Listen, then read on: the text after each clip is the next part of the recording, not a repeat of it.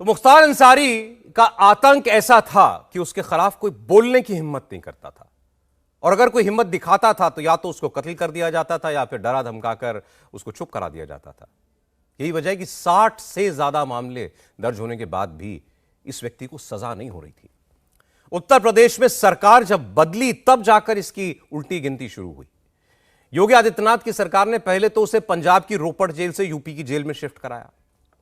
पहली बार योगी सरकार के दौरान ही मुख्तार अंसारी को 44 साल के बाद, सोचें, किसी एक मामले में सजा हुई। 44 साल लग गए एक सजा होने में। और मैंने इस मामले में योगी आदित्यनाथ जी का एक इंटरव्यू किया था जिसमें उन्होंने मुख्तार अंसारी की पूरी कुंडली बताई थी, और ये सवाल उठाया था उन्होंने कि जब इसने पहला जुर्म किया था तभी क्यों नहीं इसके कदम रोक दिए गए थे। देखिए ये इंटरव्यू। मैं आज आपसे पूछना चाहता हूं कि ऐसी क्या वजह आपको पता लगी कि ये व्यक्ति जेल की, पंजाब की जेल में इतना आराम से रह रहा था मुख्तार अंसारी, और यहां आने के बाद फिर जो सलूक होना था वो हुआ। देखिए, ये हम सबका बड़ा दुर्भाग्य है कि इस प्रकार के पेशेवर माफिया और अपराधी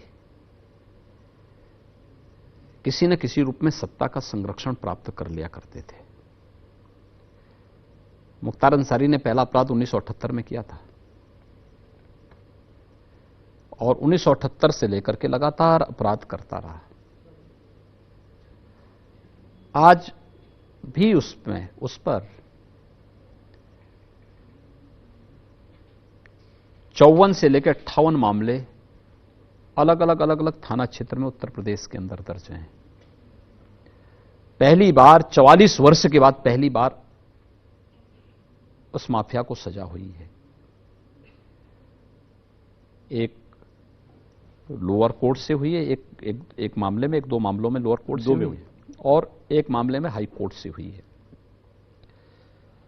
आखिर क्या कारण है कि लोग हत्या करें, अपहरण करें, जबरन कब्जा करें, और कोई इनके खिलाफ गवाही नहीं देता? क्या कारण है कि सरेआम ये लोग दंगा भड़काएं और एक जनप्रतिनिधि के रूप में वह व्यक्ति अपनी नंगी रिवाल्वर लेकर के और पिस्टल लेकर के लहराते हुए खुली जीप में जाए? और सरकार कर क्या रही थी? क्या कर रही है सरकार? ये काम किसी व्यक्ति का नहीं होना चाहिए। ये तो फोर्स है, उसके लिए दंगा अगर हो रहा है फोर्स रोके उसको, लेकिन नहीं, उसको पूरी छूट दी जाती है। आप उस तस्वीर की बात कर रहे हैं मुख्तार अंसारी मऊ में जीप के ऊपर बैठ के चल रहे? मैं उसी की बात कर रहा हूं। इसी प्रकार की स्थिति प्रयागराज में भी थी। अति क्या स्थिति बना के रखी थी?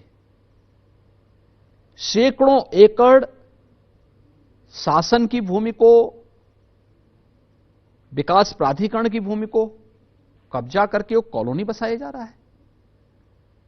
कोई रोकने वाला नहीं, कोई टोकने वाला नहीं।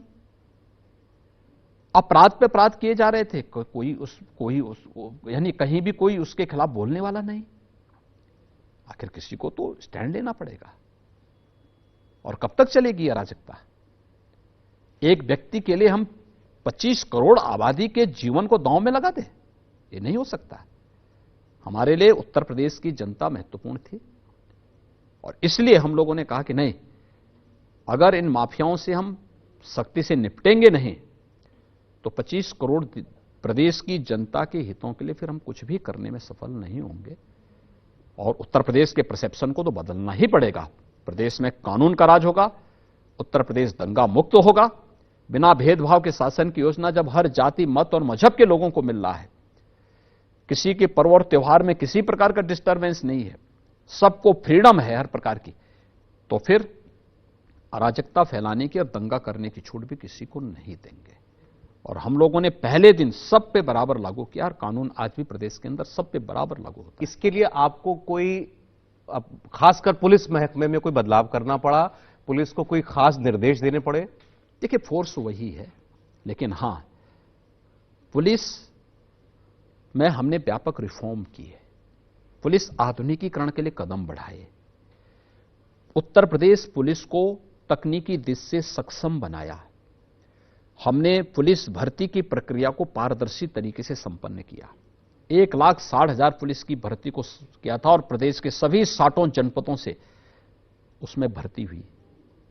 सभी 75 जनपदों से सभी 101 लाख भर्ती पुलिस की भर्ती हुई है पूरे प्रदेश के अंदर। उनकी ट्रेनिंग करवाई गई, ट्रेनिंग की क्षमता का विस्तार करवाया गया। और यही नहीं, हम लोगों ने फॉरेंसिक लैब हर रेंज स्तर पर बनाने की कार्रवाई को आगे बढ़ाया। साइबर थाने हर रेंज स्तर पर बनाए। उत्तर प्रदेश अपना यूपी फॉरेंसिक इंस्टीट्यूट स्थापित कर रहा है। इस सत्र में उसमें क्लासेस भी शुरू हो जाएंगी। ये कदम बढ़ाने के साथ एसडीआरएफ का गठन पहली बार यूपी के अंदर हुआ। 54 पीएससी की कंपनियां समाप्त कर दी गई थी, उनका पुनर्गठन हुआ। और प्रदेश के अंदर मेट्रो, एयरपोर्ट और औद्योगिक संस्थानों की सुरक्षा के लिए स्पेशल सिक्योरिटी फोर्स का गठन भी इस दौरान हम लोगों ने किया है। एसटीएफ और एटीएस का भी स्ट्रेंथन किया गया और इनको तकनीकी दृष्टि से सक्षम बनाया गया, तब जाकर के हम लोग इस कार्यक्रम को आगे बढ़ा पा रहे हैं। लेकिन इस आरोप पर आपको क्या कहना है कि आपकी सरकार में एनकाउंटर होते हैं और वो उन एनकाउंटरों में भी फिर भी बताया जाता है कि मुसलमान ही मारा जाता है, मुसलमान के पांव में गोली लगती है। आरोप तो कोई भी लगा सकता है। मुझे लगता है हर एक व्यक्ति को अपनी बात बोलने का अधिकार है। मुझे एक बात बताइए, उत्तर प्रदेश के भी बहुत सारे पुलिसकर्मी इस दौरान शहीद हुए। 25 करोड़ की आबादी है। हमारा जवान अगर कहीं शहीद हो जाता है तो क्या वो वैसे ही अपने को दांव लगा रहा है? उन दुर्दांत माफिया और अपराधी जो पैरेलल सरकार चलाते थे, उनसे लड़ना आसान काम नहीं था। कौन उनके सामने बोलता था? मैंने बताया ना आपको, मुख्तार अंसारी ने पहला अपराध कब किया था? 1978 में किया था। पहली हत्या 1981 में की थी। कोई मुझे बताएगा कि 1981 और 1978 में हुआ अपराध में क्यों नहीं उसमें कार्रवाई हुई?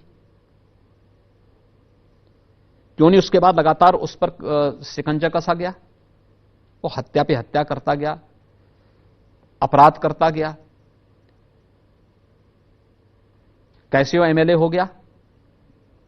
कैसे वह लगातार विभिन्न जो भी दल सत्ता में आता था उसका शागिर्द बन जाता था?